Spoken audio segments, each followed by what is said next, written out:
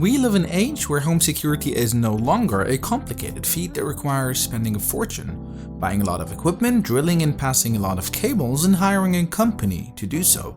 While you can still do that, you can also get started with a simple Wi-Fi connection and just a couple dozen dollars and an almost plug-and-play camera. Of course, these two levels of security are not really comparable, and securing your entire home will be neither as cheap nor as easy as that.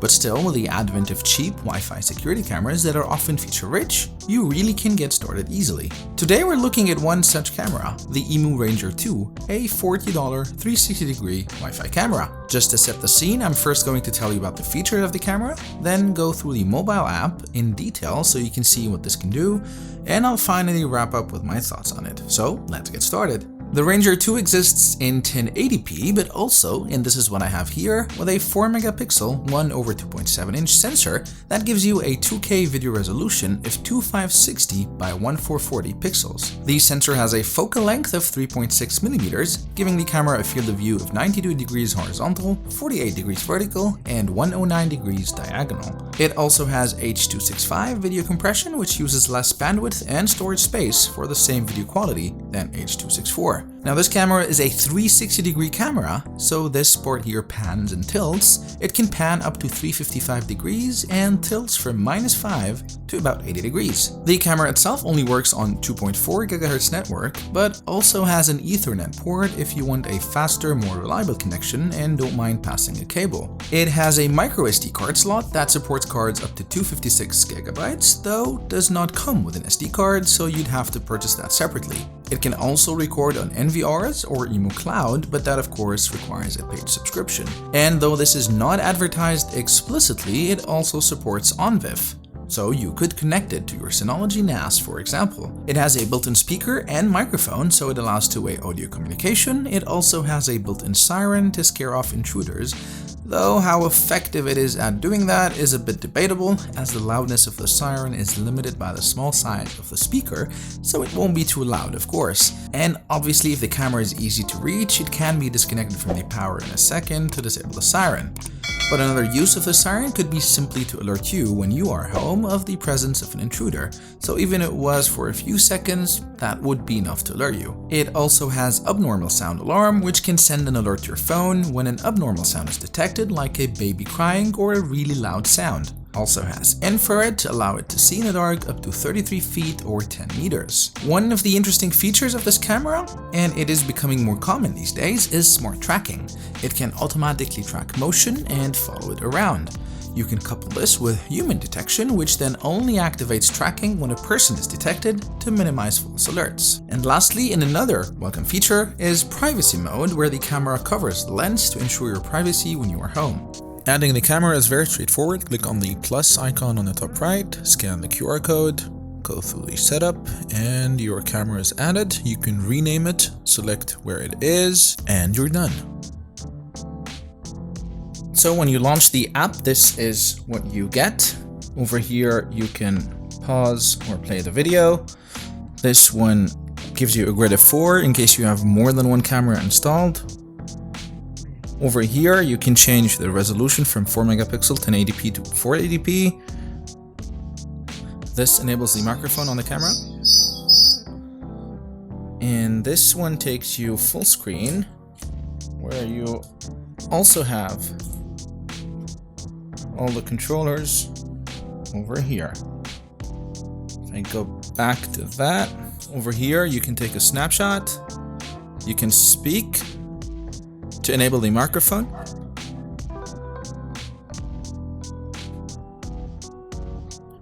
You can record a video.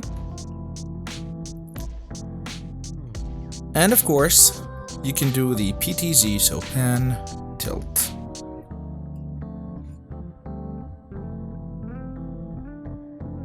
Of course, if you go full screen, it's easier to do then. And you still have the joystick here to pan and tilt.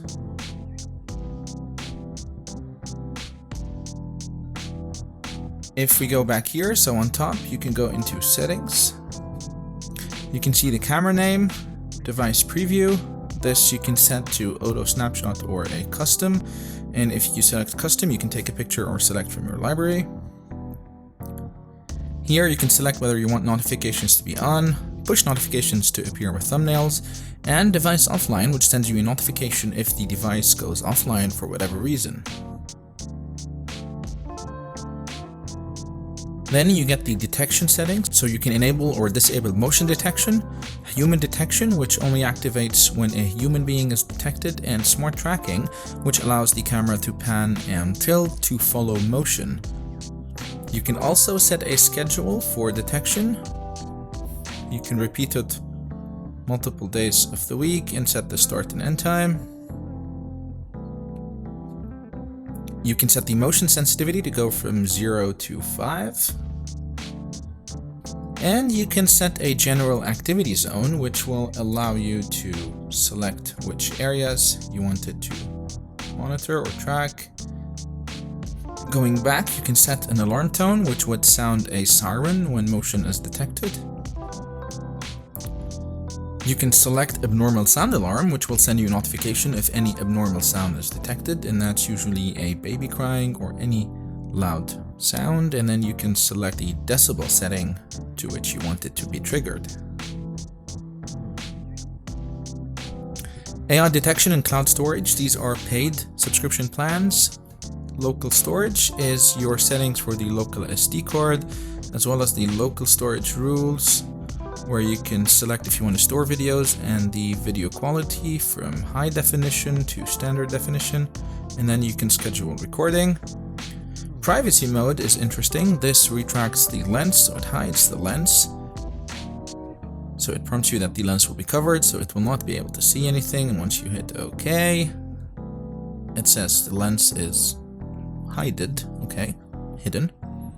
Here you can select if you want the videos to have audio recording or not. You can also share the device with family members to give them access to the camera. You can disable or enable HDR, and then under more, you can select whether you want the infrared to be automatic or disabled, status LED, device beep, image rotation if you have hung the camera upside down on a ceiling, and then a few other settings. Now if you go back to the main screen, and here we have some interesting things, which are the smart rules. These are smart scenes, which you can set to enable or disable certain functionalities of the camera, and you can have automatic ones, like the ones over here, or manual ones that are only triggered when you click on them. So to create one, you can have it, as I said, to be manually triggered, or if something or someone is detected, and if you click on that, select the camera, you can trigger it if sound is detected, a person is detected, or motion is detected. Let's go back.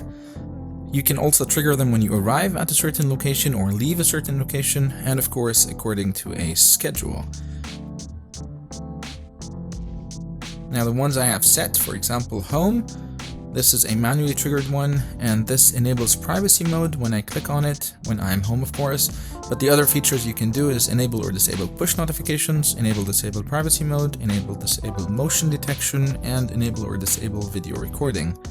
I also set it to be automatically triggered when I leave the house, so I have on arrival to enable privacy mode, and when I leave the house to disable privacy mode. Lastly, to playback recorded clips, you can go to the event timeline. This is the cloud option here, which I don't have because this requires a subscription, but then if you click here, you can see the events stored on the memory card. You can go through the timeline to see the events that are recorded, like when I was playing FIFA upside down, or you can click here to see them as a list view by date. And of course you can click here to see the calendar, and it will highlight the days that there is motion that was detected. You can click on a particular one and see what has happened. And then when you go here, there is tools, and this is kind of a hidden menu that took a while for me to find. When you want to enable OnVIF, this is what you would do. So here you have the IP address, which you would use, the device port, the username, and the password, which you can use to add this to, for example, your Synology NAS. Lastly, under Settings, you can enable it to play on cellular network. And then under More Services, and this is where you would enable Alexa or Google Home. So as you can see, it is already connected to my Alexa. Alexa, show me the living room cam. Okay.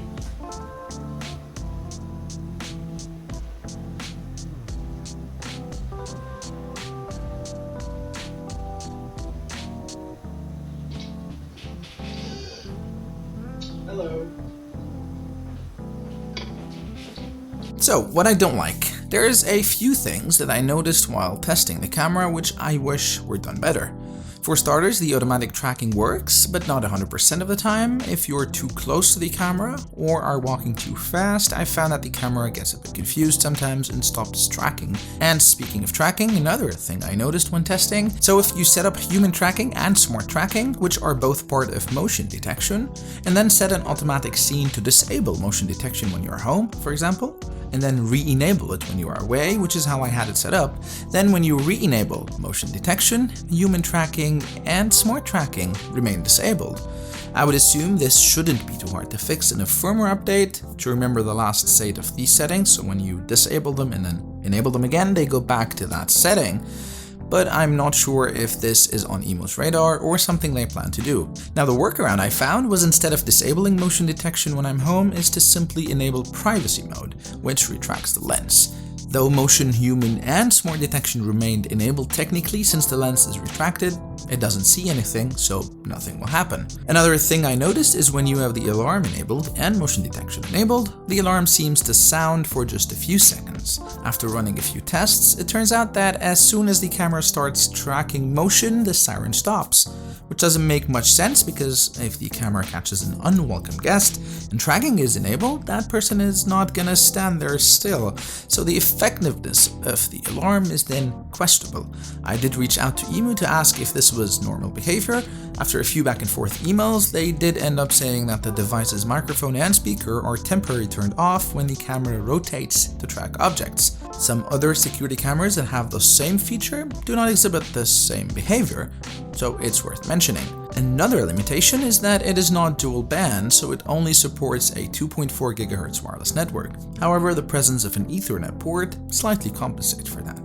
I say slightly because you still need to run an Ethernet cable, which may or may not be easy depending on where you're installing this and how far away it is from your router or switch. I don't really like that you cannot download clips saved to the SD card to your phone without a subscription, but it's good that you can record them at least. And lastly, and these are minor things, but when playing back recorded clips, they all have the same generic thumbnail, rather than a generated thumbnail from the clip itself, which would make it easier to tell what the clip is about, and also there's no way to turn off the watermark from the recorded videos, which would have been nice. Now what I do like. To start with, the app, I find it amongst the better ones. It's well designed, straightforward, it's not cluttered, you can get to things easily. The video quality is not bad, not great, but not bad, but the microphone quality is actually good. I love that it does tracking, human tracking as well, to minimize false alarms, though I haven't tested how smart it is at recognizing humans versus other moving objects. Infrared is not too bad, though it's still in black and white, while some cameras are able to do that in color. To give you an idea about the quality of the image, the microphone and infrared, as well as the camera's tracking abilities, here's a recorded clip from the camera itself. So this is what the video quality of the IMOU looks like, and you're also listening to me through the microphones on the camera. I'm going to move around so you can see how well it tracks me.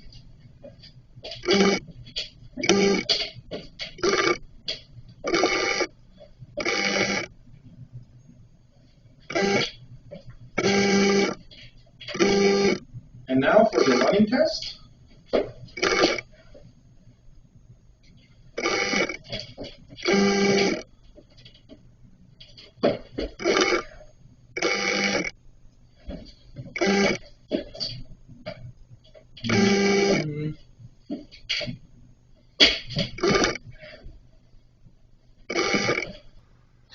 And now I will turn off all the lights so you can see the infrared performance, or how the camera performs in the dark.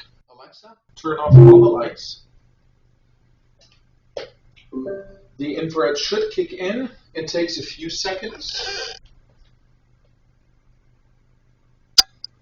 And it should have kicked in right about now. I'm going to move around as well to see if it can track me in the night or in the dark. I cannot see the lens moving, so I don't know if it's tracking me or not, but I am moving around.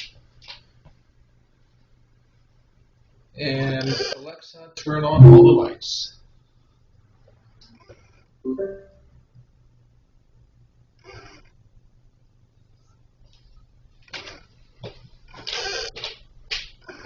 Now, what I love the most about the camera is two things. The scenes or smart rules that you can do, which you can have on top of the main screen for manual activation, but more importantly and really essential for me, the geofencing features to enable and disable the camera automatically when leaving or entering a location. This is something I particularly look for in a camera, as I'm not really a fan of manual labor, and I try to automate things as much as I can. Yes, they could have done better with reactivating tracking, as I mentioned earlier, but with the workaround of activating privacy mode instead, this limitation effectively does not have much of an impact. And the second thing I really appreciate is privacy mode. With many cameras, you can turn off recording or motion detection, but really you have no way of knowing is it actually turned off or not. With this one, the lens actually retracts inwards and is completely hidden, so you know for a fact that the camera cannot see anything, which gives me peace of mind when I'm home and I don't want it recording my every movement. Lastly, I love the price of this for such a feature-rich camera, and it being a 4 megapixel 2K camera which offers pretty clear and decent video quality, the price at $40 is just great. Let me know in the comments section what you thought, and as always, if you liked the video, please hit the like button and consider subscribing to my channel, as this encourages me to continue producing content. Until next time, cheers!